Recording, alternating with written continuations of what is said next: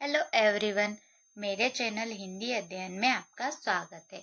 अगर आपने अभी तक मेरे चैनल को सब्सक्राइब नहीं किया है तो प्लीज़ मेरे चैनल को सब्सक्राइब करें और साथ ही मेरे इंस्टाग्राम और टेलीग्राम अकाउंट को भी फॉलो करें। इसमें आपको महत्वपूर्ण नोट्स और जानकारियाँ मिल जाएगी। ठीक है, तो जैसा कि आप जानते हैं मेरे चैनल पर हिंदी कहानी की सीरीज़ चल रही है। हम यूजीसी नेट और सेट के पाठ्यक्रम में लगी कहानियों को पूरा पढ़ रहे हैं।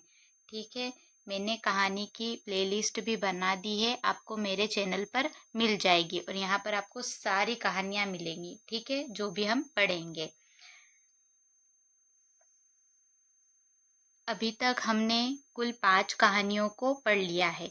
चंद्रदेव से मेरी बातें, धुलाई वाली, एक टोकरी भर मिट्टी, दुनिया का अनमोल रत्न, कानों में कंगना और आज हम उसने कहा था कहानी को पढ़ने वाले हैं।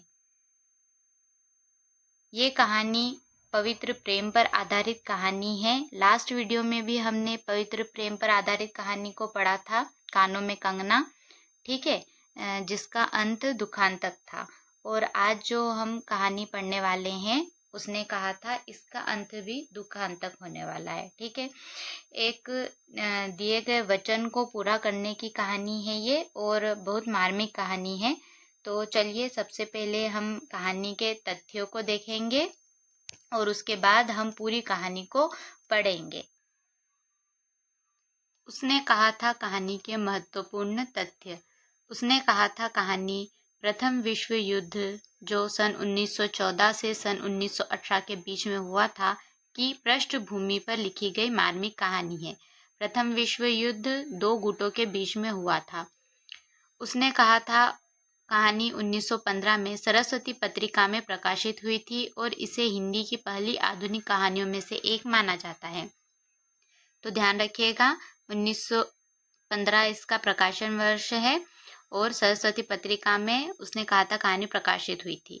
चंद्रधर शर्मा गुलेरी की अमर कहानियों की भूमिका में आचार्य रामचंद्र शुक्ल ने इस कहानी की प्रशंसा करते हुए लिखा है कि यह मर्यादा में रहकर प्रेम की व्यंजन करने वाली अद्वितीय कहानी है।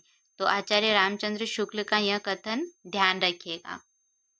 आगे देखते हैं।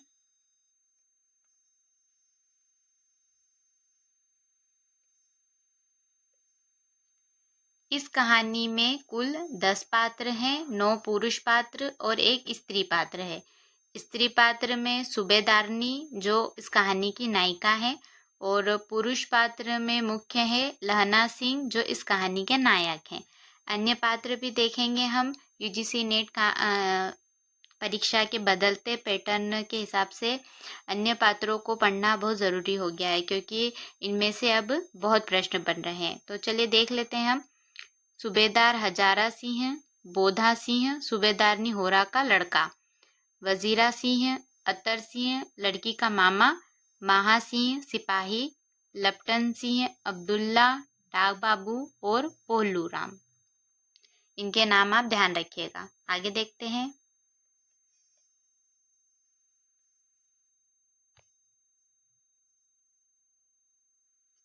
कहानी बचपन के निश्चल प्रेम और उस प्रेम के लिए प्राणों का उत्सर्ग करने की गाथा प्रस्तुत करती है जो किसी वासना से परे है।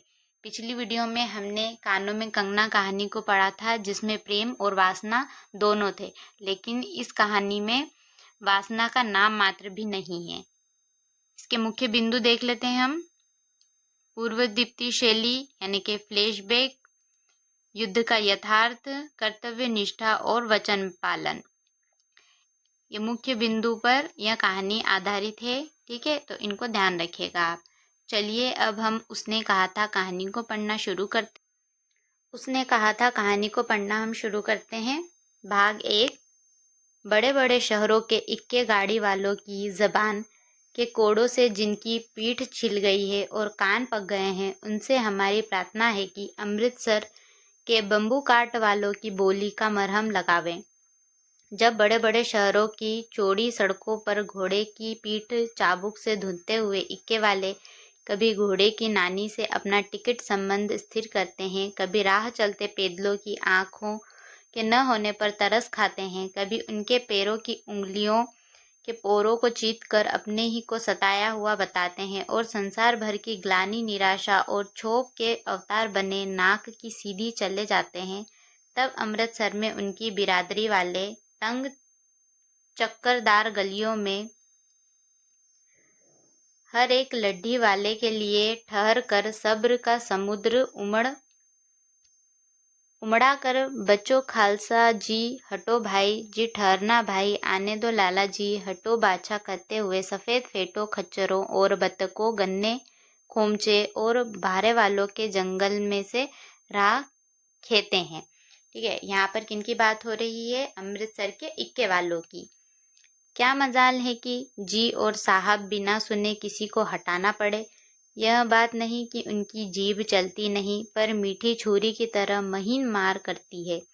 यदि कोई बुढ़िया बार बार चितौनी देने पर भी लीक से नहीं हटती तो उनकी वचनावली के ये नमूने हैं। देखते हैं वो किस तरीके से हटाते हैं। हट जा जीणे जोगिए, हट जा कर्मा वालिए, हट जा पुत्ता प्यारिए, बच जा लंबी वालिए। समष्टि में इनके अर्थ हैं। अब इनके हिंदी अर्थ देख लेते हैं हम। तू जीने योग्य है, तू भाग्यों वाली है,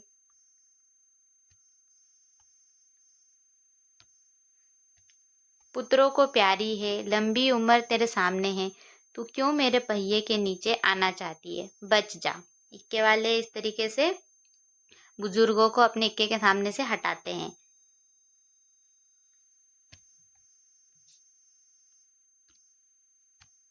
ऐसे बम्बू काट वालों के बीच में होकर एक लड़का और एक लड़की चौक की दुकान पर आ मिले। अब यहाँ से मेन कहानी स्टार्ट होती है। उसके बालों और इसके ढीले सूथने से जान पड़ता था कि दोनों सिख है। लड़का और लड़की दोनों क्या है? सिख है। वह अपने मामा के केश धोने के लिए दही लेने आया था। ठीक है, लड़का क्या लेने आया था? अपने मामा के केश धोने के लिए दही लेने आया था। ये ध्यान रखिएगा, हो सकता है परीक्षा में पूछ ले, इस तरीके से खूब प्रश्न बन रहे हैं तो। और यह रसोई के लिए बढ़िया। लड़का दही लेने आया था और लड़की रसोई के लिए बढ़िया लेने आई थी। दुकानदार एक परदेसी से गूंथ रहा था जो शेर भर गीले पापड़ों की गड्डी को गिने बिना हटता न था। तेरे घर कहाँ है? मगरे में। और तेरे? मांझे में। यहाँ कहाँ रहती है? अतर सिंह की बैठक में, वे मेरे मामा होते हैं। लड़का और लड़की आपस में बातें कर रहे हैं कि तुम्हारा घर कहाँ है, ठीक है, यहाँ कहाँ रहती है, इस तरीके की दोनों के बीच में बातें हो रही हैं। आगे देखते हैं।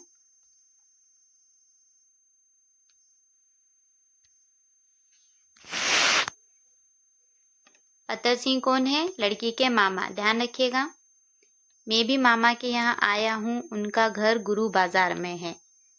इतने में दुकानदार निपटा और इनका सौदा लेने लगा। सौदा लेकर दोनों साथ साथ चले। कुछ दूर जाकर लड़के ने मुस्कुराकर पूछा, तेरी कुड़माई हो गई? इस पर लड़की कुछ आंखें चढ़ाकर धत कहकर दौड़ गई और लड़का मुंह देखता रह गया।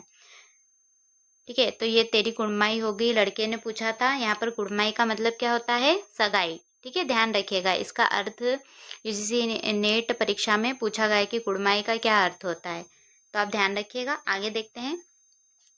दूसरे तीसरे दिन सब्जी वाले के यहाँ, दूध वाले के यहाँ अकस्मात दोनों मिल जाते।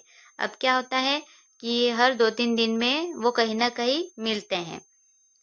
महीना भर यही हाल रहा। 2-3 बार लड़के ने फिर पूछा, तेरी कुड़माई हो गई?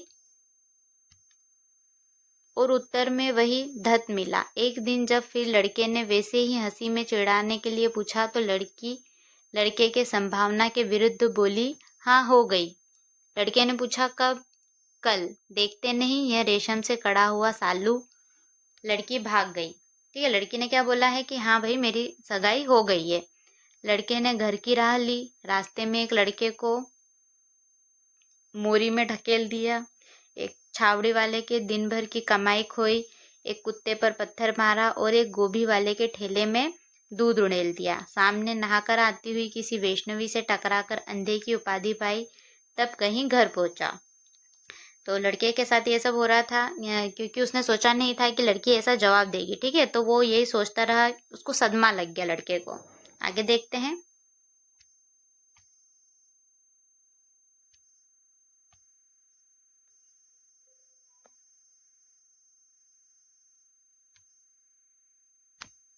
भाग 2।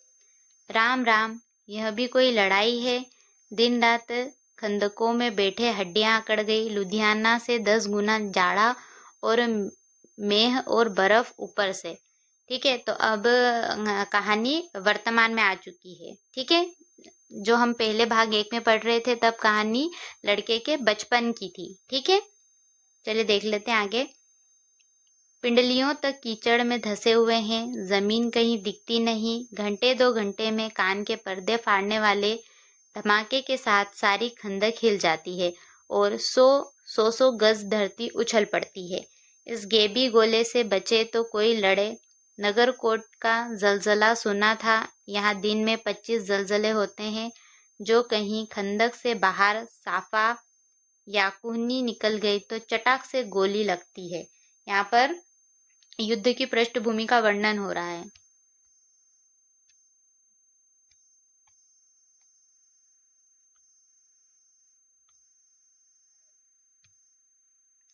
मालूम बेईमान मिट्टी में लेटे हुए हैं या घास की पत्तियों में छिपे रहते हैं। लहना सिंह और 3 दिन है, 4 तो खंदक में बिता ही दिए हैं। परसों रिलीफ आ जाएगी और फिर 7 दिन की छुट्टी। अपने हाथों झटका करेंगे और पेट भर खाकर सो रहेंगे उसी फिरंगी मेम के बाग में। मखमल का सा हरा घास है, फल और दूध की वर्षा कर देती है। लाख कहते हैं, नाम नहीं लेती। कहती है तुम राजा हो, मेरे मुल्क को बचाने आए हो। वो फिरंगी मेम जो है इनको फ्री में ही फल और दूध दे देती है और कहती है कि तुम लोगों से क्या पैसे लूं, तुम तो मेरे मुल्क को बचाने के लिए आए हो। आगे देखते हैं।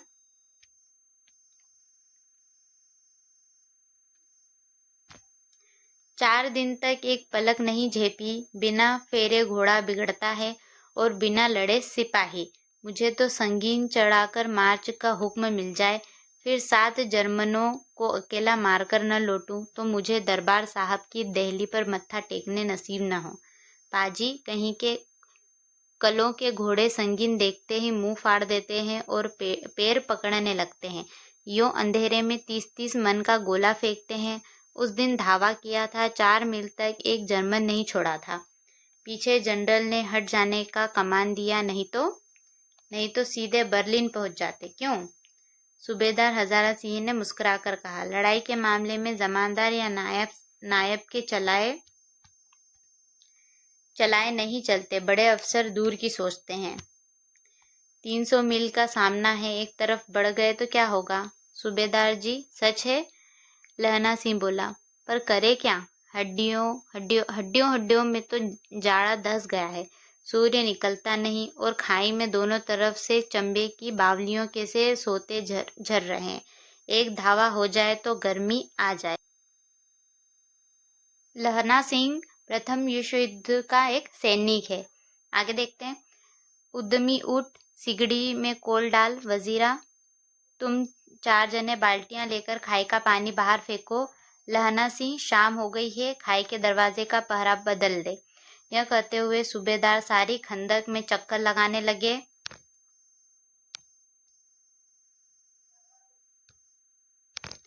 वजीरा सिंह पलटन का विदूषक था। ये ध्यान रखिएगा, वजीरा सिंह कौन था? पलटन का विदूषक था। परीक्षा में पूछा जा सकता है। बाल्टी में गंदा पानी भरकर खाई के बाहर फेंकता हुआ बोला, मैं पादा बन गया हूँ, करो जर्मनी के बादशाह का तर्पण।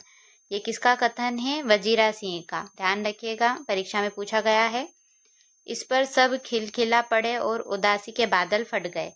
लहना सिंह ने दूसरी बाल्टी भरकर उसके हाथ में देकर कहा, अपनी बाड़ी के खरबूजों में पानी दो। ऐसा खाद का पानी पंजाब भर में नहीं मिलेगा।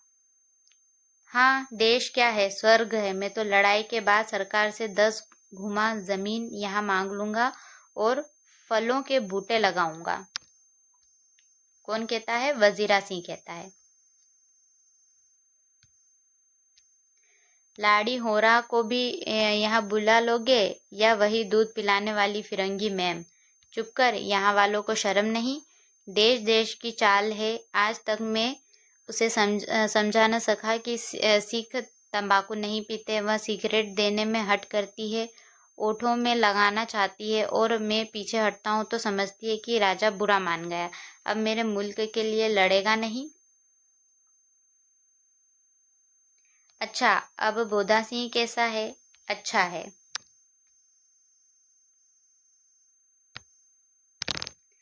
जैसे मैं जानता ही न हूँ, रात भर तुम अपने कंबल उसे चढ़ाते हो और आप सिकड़ी के सहारे गुजर करते हो।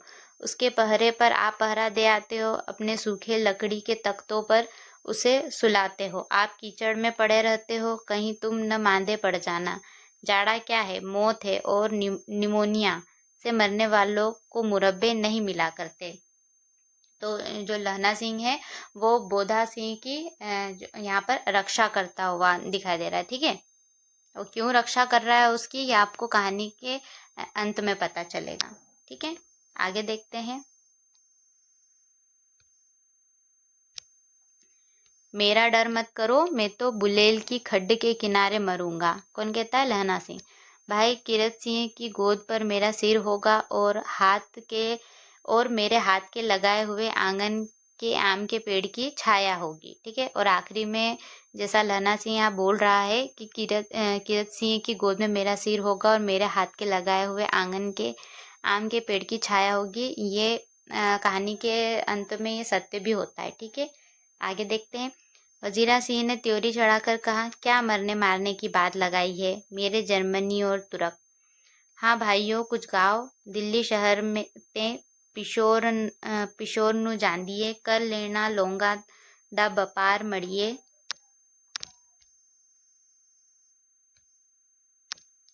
कर लेना नाड़े दा सौदा अड़िए, ओए लाना चटाका कदुए नु।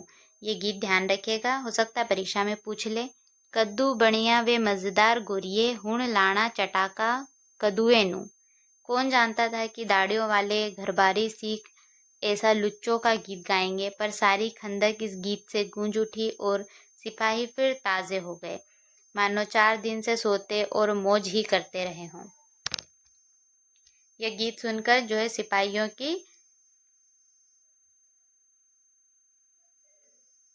के अंदर ताजगी आ गई। ठीक है, भाग 3 शुरू होता है कहानी का। दोपहर रात हो गई, अंधेरा है, सन्नाटा छाया हुआ है। बोधा सिंह खाली बिस्कुटों के 3 टीनों पर अपने दोनों कंबल बिछाकर और लहना सिंह के 2 कंबल और एक बरान कोट ओढ़कर सो रहा है। लहना सिंह पहरे पर खड़ा हुआ है, एक आंख खाई के मुंह पर है और एक बोधा सिंह के दुबले शरीर पर। बोधा सिंह कराहा, क्यों बोधा भाई, क्या है? पानी पिला दो। लहना सिंह ने कटोरा उसके मुंह से लगाकर पूछा, कहो कैसे हो?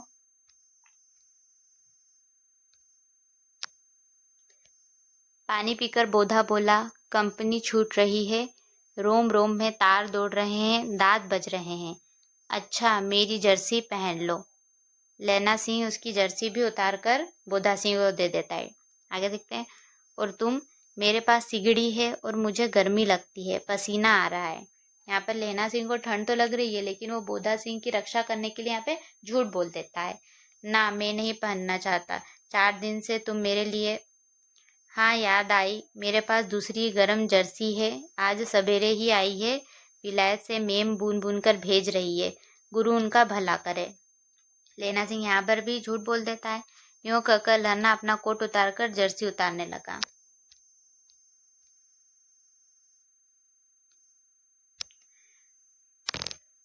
सच कहते हो और नहीं झूठ, यूं कहकर नाही करते बोधा को उसने जबरदस्ती जर्सी पहना दी और आप खाकी कोट और जीन का कुर्ता भर पहनकर पहरे पर आ खड़ा हुआ। मीम की जर्सी की कथा केवल कथा ही थी। ठीक है, जैसे कि मैंने आपको पहले बता दिया कि वह झूठ बोल रहा है। आधा घंटा बीता, इतने में खाई के मुंह से आवाज आई, सूबेदार हजारा सिंह। कौन? लेफ्टिनेंट साहब। हुक्म हुजूर, कहकर सूबेदार तन कर फौजी सलाम करके सामने हुआ। अब कौन आ जाता है? हजारा सिंह। देखो, इसी दम धावा करना होगा। मील भर की दूरी पर पूरब के कोने में एक जर्मन खाई है, उसमें 50 से ज्यादा जर्मन नहीं है। इन पेड़ों के नीचे 2 खेत काटकर रास्ता है, 3-4 घुमाव है, जहाँ मोड़ है वहाँ 15 जवान खड़े कर आया हूँ। तुम यहाँ 10 आदमी छोड़कर सबको साथ ले, उनसे जा मिलो, खंदक छीनकर वहीं जब तक दूसरा हुक्म न मिले डटे रहो। हम यहाँ रहेंगे। जो हुक्म। चुपचाप सब तैयार हो गए। बोधा भी कंबल उतारकर चलने लगा। तब लहना सिंह ने उसे रोका। लहना सिंह आगे हुआ तो बोधा के बाप सूबेदार ने उंगली से बोधा की ओर इशारा किया। लहना सिंह समझकर चुप हो गया। पीछे 10 आदमी कौन रहे, इस पर बड़ी हुज्जत हुई। कोई रहना न चाहता था। समझा बुझाकर सूबेदार ने मार्च किया। लेफ्टिनेंट साहब लहना सिंह की सिगड़ी के पास मुंह फेर कर खड़े हो गए और जेब से सिगरेट निकालकर सुलगाने लगे। 10 मिनट बाद उन्होंने लहना की ओर हाथ बढ़ाकर कहा, लो तुम भी पियो। आंख मारते मारते लहना सिंह सब समझ गया। मुंह का भाव छिपाकर बोला, लाओ साहब। हाथ आगे करते ही उसने सिगड़ी के उजाले में साहब का मुंह देखा। यहाँ पर जो लेफ्टिनेंट साहब बनकर कोई बेरुपया आया हुआ था, ठीक है। तो लहना सिंह जो है वो समझ गया था। आगे देखते हैं। बाल देखे तब उसका माथा ठनका। लेफ्टिनेंट साहब के पट्टियों वाले बाल एक दिन में ही कहाँ उड़ गए और उनकी जगह कैदियों से कटे बाल कहाँ से आ गए। लहना सिंह यहाँ पर पहचान गया कि ये लेफ्टिनेंट साहब नहीं है, कोई और है। शायद साहब शराब पिए हुए हैं और उन्हें बाल कटवाने का मौका मिल गया है। लहना सिंह ने जांचना चाहा। लेफ्टिनेंट साहब 5 वर्ष से उसकी रेजिमेंट में थे। क्यों साहब, हम लोग हिंदुस्तान कब जाएंगे, ऐसा लहना सिंह कहता है। लड़ाई खत्म होने पर क्यों, क्या यह देश पसंद नहीं है? कौन कहता है? जो लेफ्टिनेंट साहब बनकर आया है।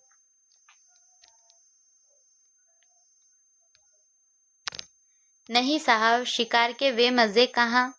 याद है पारसाल नकली लड़ाई के पीछे हम आप जगाधरी जिले में शिकार करने गए थे। हाँ हाँ, वही जब आप खोते पर सवार थे और आपका खानसामा अब्दुल्ला रास्ते में एक मंदिर में जल चढ़ाने को रह गया था। बेशक पाजी कहीं का। सामने से वह नीलगाय निकली कि ऐसी बड़ी मैंने कभी न देखी थी। और आपकी एक गोली कंधे में लगी और पुट्ठे में निकली। यहाँ पे लहना सिंह जो है उसको झूठ बोलकर उसका टेस्ट ले रहा है, ठीक है। ऐसे अफसर के साथ शिकार खेलने में मज़ा है। क्यों साहब, शिमले से तैयार होकर उस नीलगाय का सिर आ गया था ना। आपने कहा था कि रेजिमेंट की मेस में लगाएंगे। हाँ, पर मैंने वह विलायत भेज दिया। ऐसे बड़े बड़े सींग 2-2 फुट के तो होंगे।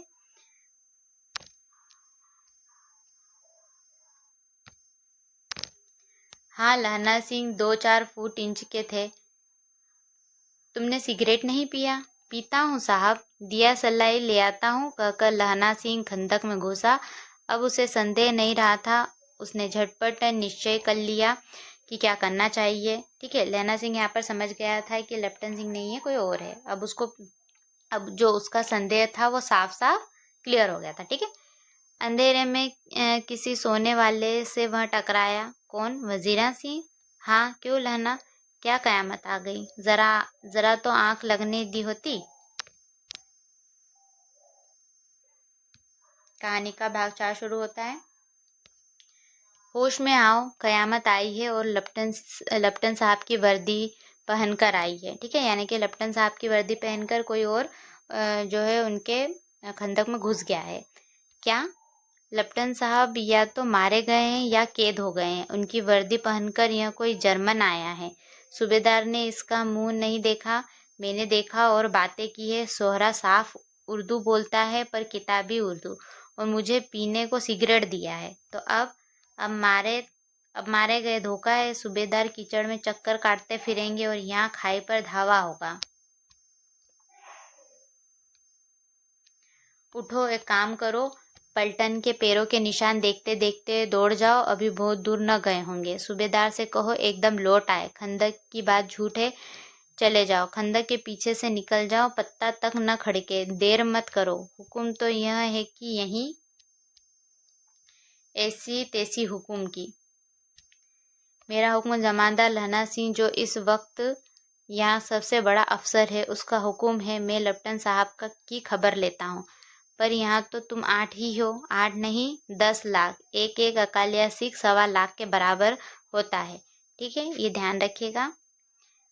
चले जाओ। लौट कर खाई के मुहाने पर लहना सिंह दीवार से चिपक गया। उसने देखा कि लेफ्टिनेंट साहब ने जेब से बेल के बराबर 3 गोले निकाले, तीनों को जगह जगह खंदक की दीवारों में घुसेड़ दिया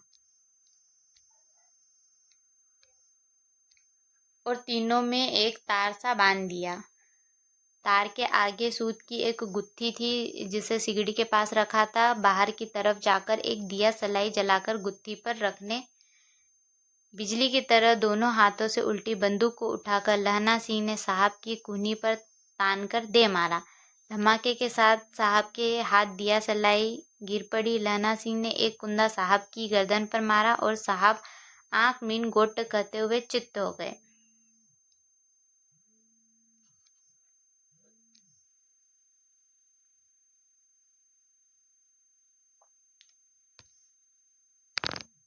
लहना सिंह ने तीनों गोले बीनकर खंदक के बाहर फेंके और साहब को घसीटकर सिगड़ी के पास लिटाया। जेबों की तलाशी ली, 3-4 लिफाफे और एक डायरी निकालकर उन्हें अपनी जेब के हवाले किया। ठीक है, 3-4 लिफाफे और एक डायरी उसने जर्मनी के जेब से निकाली और लहना सिंह ने खुद की जेब में रख ली। साहब की मूर्छा हटी। लहना सिंह हंसकर बोला, क्यों लपटन साहब, मिजाज कैसा है? आज मैंने बहुत बातें सीखी है। यह सीखा कि सिगरेट पीते हैं, यह सीखा कि जगधारी के जिले में नील गायें होती हैं और उनके 2 फुट 4 इंच के सींग होते हैं। यह सीखा कि मुसलमान खानसामा मूर्तियों पर जल चढ़ाते हैं और लपटन साहब खोते पर चढ़ते हैं। पर यह तो कहो, ऐसी साफ उर्दू कहाँ से सीखा है? हमारे लपटन साहब तो बिन डेम के 5 लफ्ज भी नहीं बोला करते थे। लहना सिंह ने पतलून की जेबों की तलाशी नहीं ली थी। साहब ने मानो जाड़े से बचने के लिए दोनों हाथ जेबों में डाले। लहना सिंह कहता गया, चालाक तो बड़े हो, पर मांझे का लहना इतने बरस लपटन साहब के साथ रहा, उसे चकमा देने के लिए 4 आंखें चाहिए। 3 महीने हुए एक तुर्की मौलवी मेरे गांव आया था। औरतों को बच्चे होने के ताबीज बांटता था और बच्चों को दवाई देता था। चौधरी के बड़ के नीचे मंजा बिछाकर हुक्का पीता रहता था और कहता था कि जर्मनी वाले बड़े पंडित हैं, वेद पढ़ पढ़कर उनमें से विमान चलाने की विद्या जान गए हैं। गौ को नहीं मारते, हिंदुस्तान में आ जाए तो गौ हत्या बंद कर देंगे। मंडी के बनियों को बहकाता है कि डाक खाने से रुपया निकाल लो, सरकार का राज्य जाने वाला है। डाक बाबू पोल्हू राम भी डर गया था।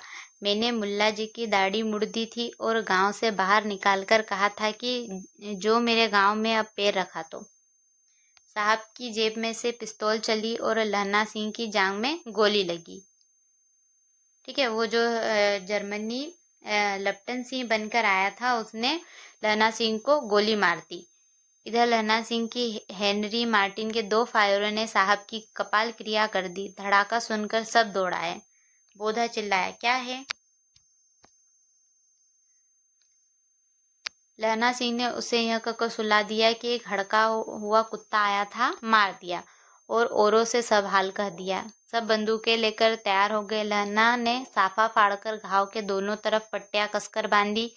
घाव मांस में ही था। पट्टियों के कसने से लहू निकलना बंद हो गया था। लहना सिंह को यहाँ पर गोली लग गई थी, तो उसने क्या करा कि उसके साफे को फाड़कर पट्टियां कसकर बांध दी, जिससे उसका खून निकलना बंद हो गया था। इतने में 70 जर्मन चिल्लाकर खाई में घुस पड़े। सिखों की बंदूकों की बाढ़ ने पहले धावे को रोका, दूसरे को रोका, पर यहाँ थे 8।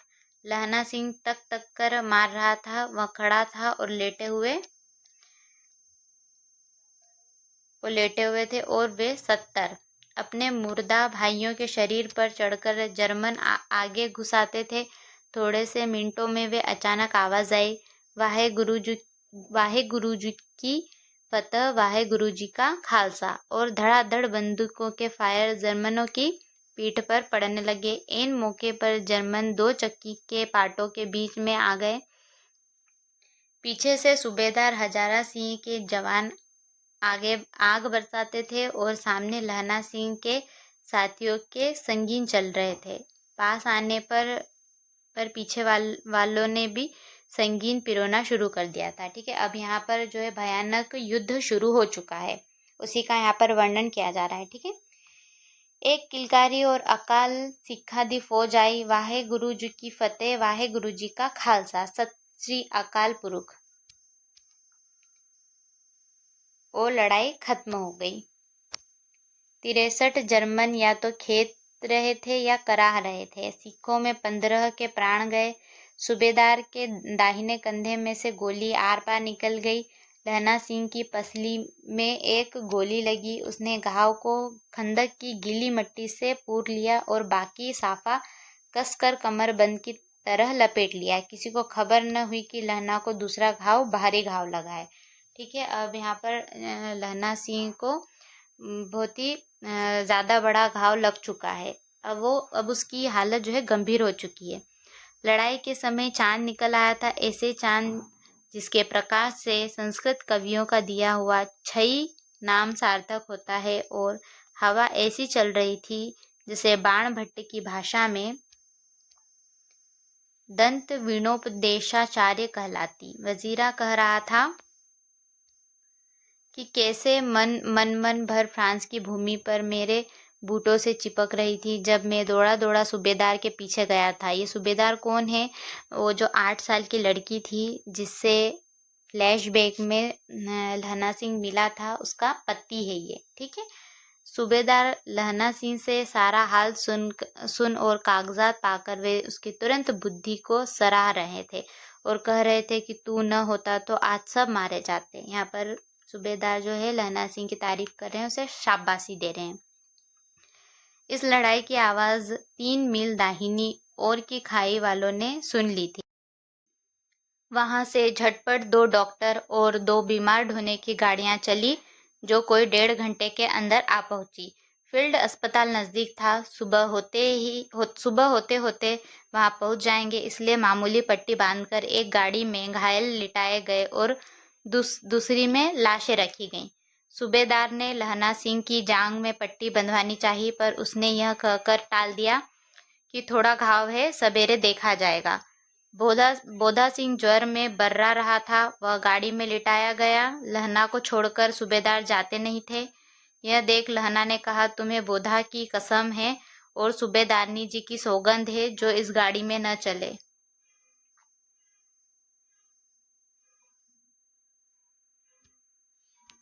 सूबेदार पूछता है कि और तुम? लेना कहता है, मेरे लिए वहां पहुंचकर गाड़ी भेज देना और जर्मन मुर्दों के लिए भी तो गाड़ियां आती होंगी। मेरा हाल बुरा नहीं है, देखते नहीं मैं खड़ा हूँ, वजीरा सिंह मेरे पास ही है। लेना जो है जाने से इनकार कर देता है। वो कहता है कि मुझे इतनी चोट नहीं लगी है, मैं ठीक हूँ। सूबेदार जी कहते हैं कि अच्छा, पर बोधा गाड़ी पर लेट गया, भला आप भी चढ़ जाओ।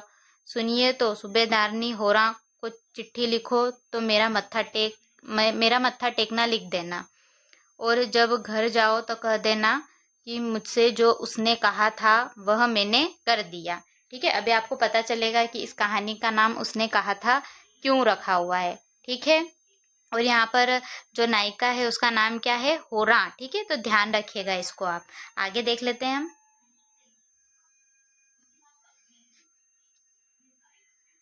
गाड़ियां चल पड़ी थी।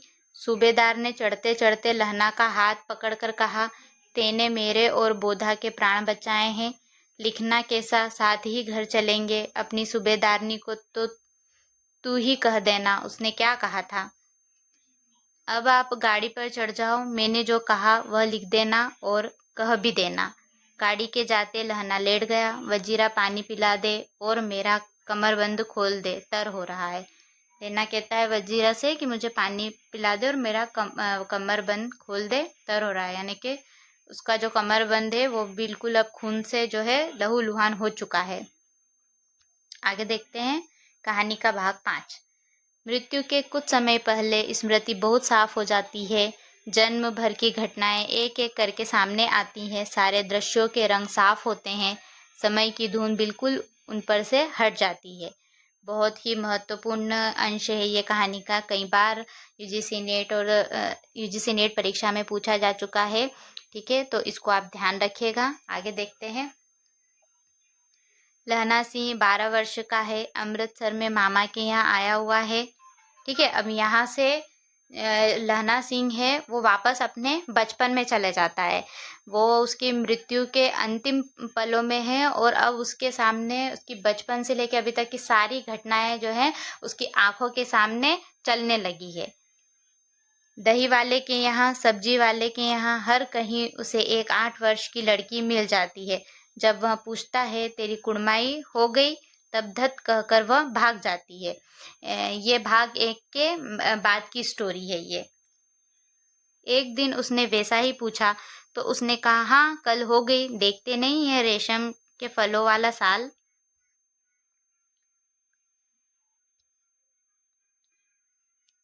सुनते ही लहना सिंह को दुख हुआ, क्रोध हुआ। क्यों हुआ? वजीरा सिंह पानी पिला दो। ठीक है, तो वो जो है मृत्यु के अंतिम क्षणों में अपने बचपन को याद भी कर रहा है, साथ साथ में वजीरा को पानी पिला देने के लिए भी कह रहा है। आगे देख लेते हैं। 25 वर्ष बीत गए हैं। अब लहना सिंह नंबर 77 राइफल्स में जमानदार हो गया है। ये याद रखिएगा। उस 8 वर्ष की कन्या का ध्यान ही न रहा। न मालूम वह कभी मिली थी या नहीं। 7 दिन की छुट्टी लेकर जमीन के मुकदमे की पैरवी करने वह अपने घर गया। वहां रेजिमेंट के अफसर की चिट्ठी मिली। फौज लाम पर आती है, फौरन चले आओ। साथ ही सूबेदार हजारा सिंह की चिट्ठी मिली कि मैं और बोधा सिंह भी लाम पर जाते हैं। अभी अभी हमको पता चलेगा कि लहना सिंह ने हजारा सिंह और बोधा सिंह की रक्षा क्यों करी। लौटते हुए हमारे घर होते जाना, साथ ही चलेंगे। सूबेदार का गांव रास्ते में पड़ता था और सूबेदार उसे बहुत चाहता था। लहना सिंह सूबेदार के यहाँ पहुंचा। जब चलने लगे तब सूबेदार बेड़े में से निकल कर आया। बोला लहना सूबेदारनी तुमको जानती है, बुलाती है। ठीक है, तो लहना सिंह, सूबेदार और उनका बेटा बोधा सिंह, ये तीनों कहाँ जा रहे हैं? प्रथम विश्व युद्ध के लिए जा रहे हैं। ठीक है, आगे देख लेते हैं। जा मिल आ। लहना सिंह भीतर पहुंचा। सूबेदारनी मुझे जानती है? कब से? रेजिमेंट में क्वार्टरों में तो कभी सूबेदार के घर के लोग रहे नहीं। दरवाजे पर जाकर मत्था टेकना कहा। असीस सुनी। लहना सिंह चुप। मुझे पहचाना? कौन कहती है? सूबेदारनी कहती है। लहना सिंह कहता है नहीं, तेरी कुड़माई हो गई, धत कल हो गई, देखते नहीं रेशमी बूटों वाला सालू अमृतसर में। ऐसा कहकर सूबेदारनी उसे याद दिलाती है।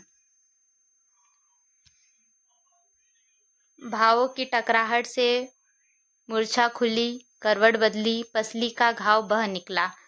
वजीरा पानी पिला, उसने कहा था। ठीक है, तो लहना सिंह जो है उसके बचपन के पलों को भी याद कर रहा है और साथ साथ में उसकी जो है चोट भी उसकी उससे दर्द कर रही है और साथ साथ में कह रहा है कि वजीरा सिंह मुझे पानी पिला दे। अभी वो उस पल को भी याद कर रहा है जब सूबेदारनी ने उसे ऐसा कुछ कहा था, उसे एक वचन दिया था जिस वचन को अभी लहना सिंह ने पूरा किया है। ठीक है, तो अभी देख लेते हैं हम क्या कहा था सूबेदारनी ने। स्वप्न चल रहा है, सूबेदारनी कह रही है। मैंने तेरे को आते ही पहचान लिया। एक काम कहती हूँ, मेरे भाग फूट गए। सरकार ने बहादुरी का खिताब दिया है, लायलपुर में जमीन दी है। आज नमक हलाली का मौका आया है। ठीक है, तो सूबेदारनी बोल रही है कि उसके जो पति है सूबेदार, उसको सरकार ने बहादुरी का खिताब दिया है और साथ ही लॉयलपुर में जमीन भी दी है। और आज सूबेदार को जो है अपनी नमक हलाली को मतलब कि उसका कर्ज चुकाने का मौका आया है, इसलिए उसे प्रथम विश्व युद्ध में युद्ध के लिए मतलब बुला रहे हैं। ठीक है, पर सरकार ने हम तीमियों की एक घंघरिया पलटन क्यों न बना दी, जो मैं सूबेदार जी के साथ चली जाती। एक बेटा है, फौज में भर्ती हुए उसे 1 ही बरस हुआ है।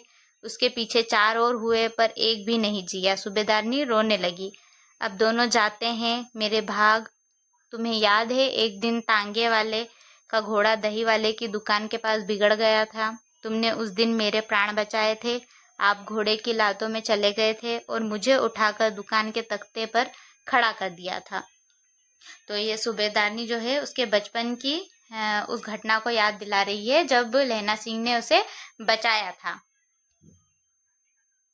ऐसे ही इन दोनों को बचाना, यह मेरी भिक्षा है, तुम्हारे आगे आंचल पसारती हूँ।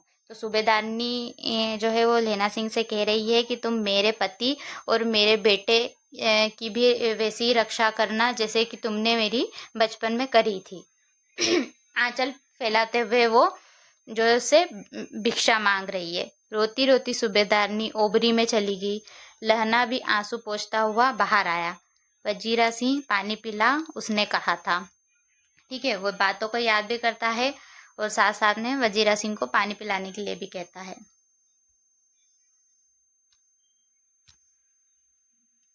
लहना सिंह का सिर अपनी गोद में लिटा है। वजीरा सिंह बैठा है, जब मांगता है तब पानी पिला देता है।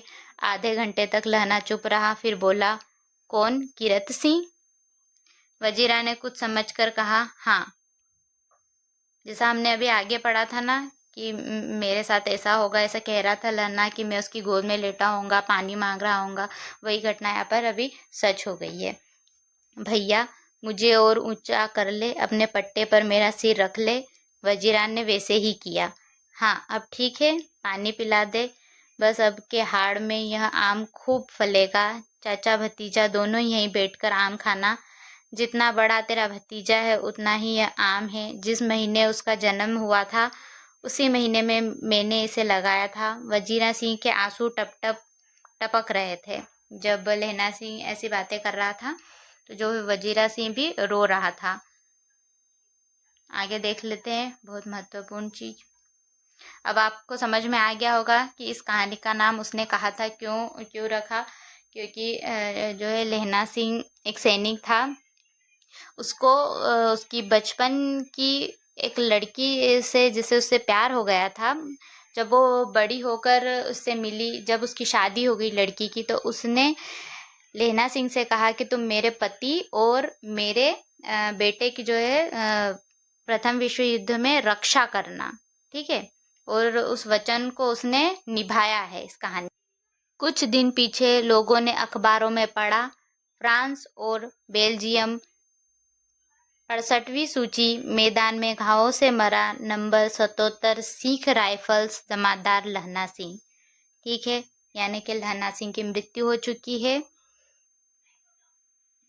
कहानी यहाँ पर समाप्त होती। इस अंश को याद रखिएगा, यहाँ से प्रश्न बन सकते हैं। ठीक है, लहना सिंह का नंबर क्या था? 77। वो क्या था? सिख राइफल्स जमादार। ठीक है, तो चलिए इस वीडियो को यहीं पर ख़त्म करते हैं। मिलते हैं अगली वीडियो में। वीडियो अच्छा लगे तो वीडियो को लाइक करें, कमेंट करें। धन्यवाद।